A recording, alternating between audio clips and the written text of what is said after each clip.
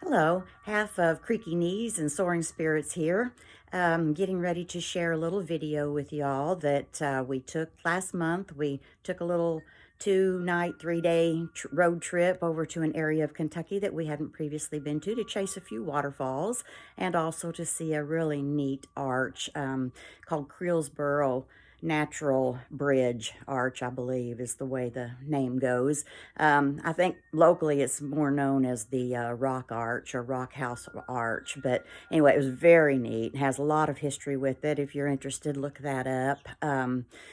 Anyway, we chased a few waterfalls. We saw some big ones and well-known one and some lesser known ones, including a roadside, which was fun. Took a little hike and had a few adventures on that because it was a poorly marked trail. But we did eventually find it and had a great time doing it. It was a cold day, but it was pretty. And then we also really enjoyed that arch. It was very unique because it had water on the other side of it that you could walk down to. But at any rate, this is just a little video of our little road trip that we wanted to share.